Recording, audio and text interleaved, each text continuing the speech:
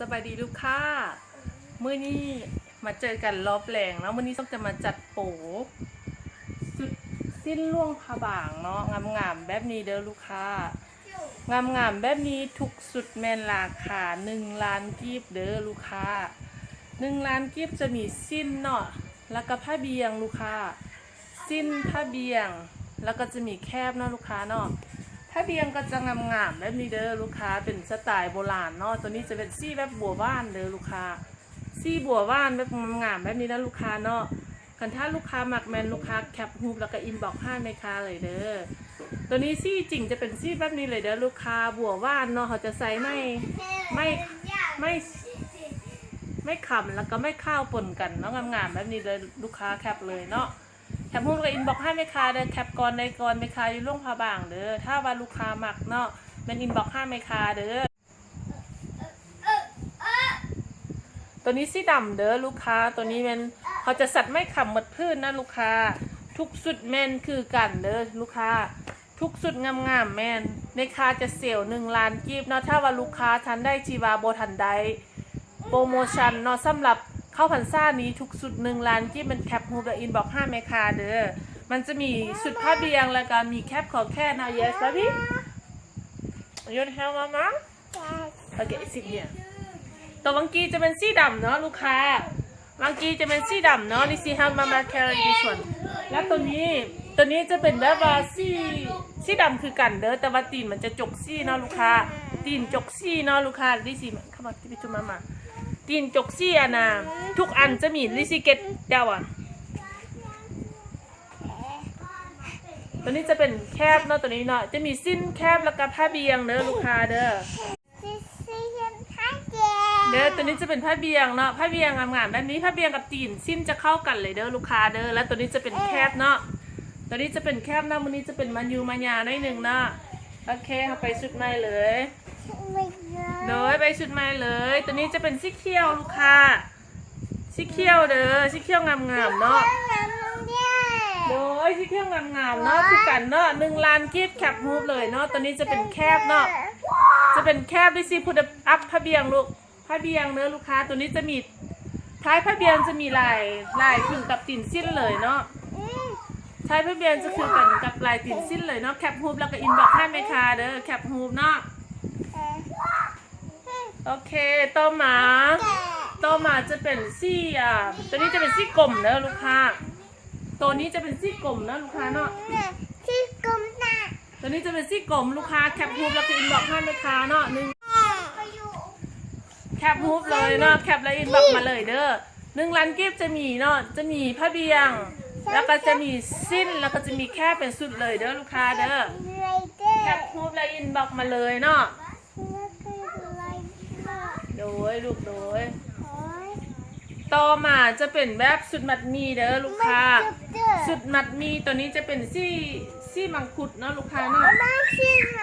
สุดมังคุดงามๆแบบนี้เนาะแคปฮูบเลย1 ล้านกีบไหมคะแถมหัวสิ้นให้พร้อมเนาะ1 ล้านกีบไหมคะแถมหัวสิ้นให้พร้อมเด้อตัวนี้จะเป็นซี่ดำนะลูกค้าซี่ดำเด้อตัวนี้จะเป็นซี่ดำลูกค้าจะมีผ้าเบียงพร้อมเนาะซี่ดำจะมีผ้าเบียงงามๆพร้อมเด้อแคปฮูบและอินบ็อกซ์ให้แม่ค้าเนาะซี่ดำเนาะนี่เป็นผ้าเบียงเด้อลูกค้าผ้าเบียงเนาะสีดำตัวนี้จะเป็นผ้าเบียงเด้อลูกค้าแคปฮูบและอินบ็อกซ์มาเลยเด้อแถมหัวสิ้นโอเคลิซี่ say goodbye ลิซี่ say goodbye สวัสดีลิซี่ go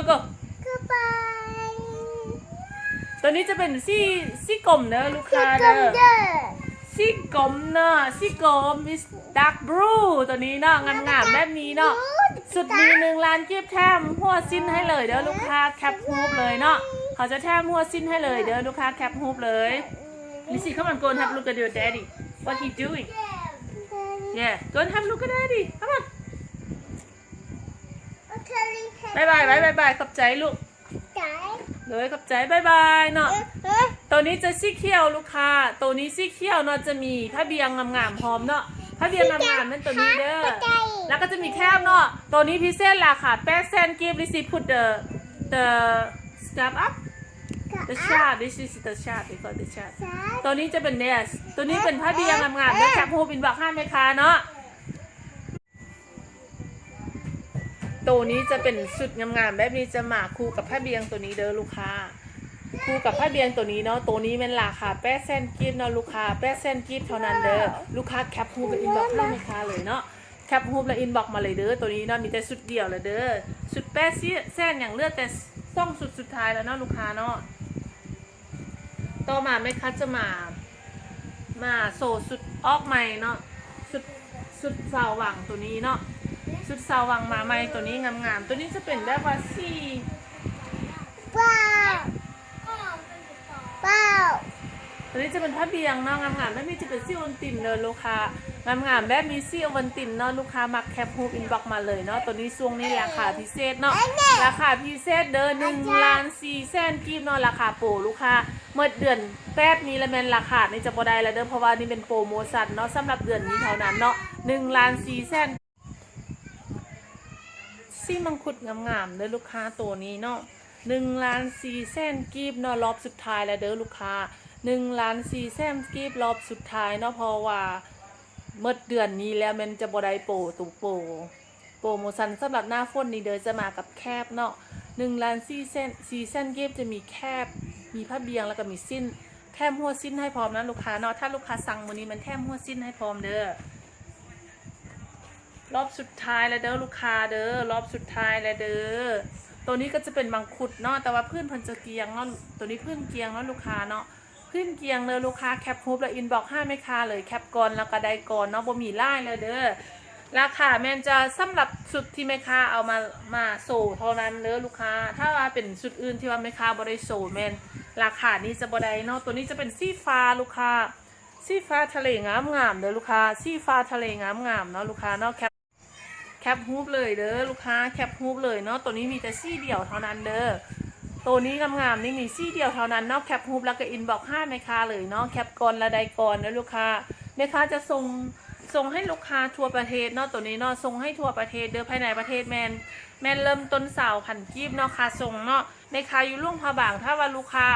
หมักตัวได้แมนอินบ็อกซ์ให้แม่ค้าแคปฮูปก่อนใดก่อนเนาะฮันแม่ค้ามีอยู่2สาขาเนาะสาขาหนึ่งมันอยู่ล่วงพระบางตลาดดาราเนาะฮันสุขทวีผ้าไหมส่วนฮานที่2สาขา2เนาะแมนอยู่ท่านาแรงเด้อลูกค้าท่านาแรงเนาะบ้านดงโพซี่ทาง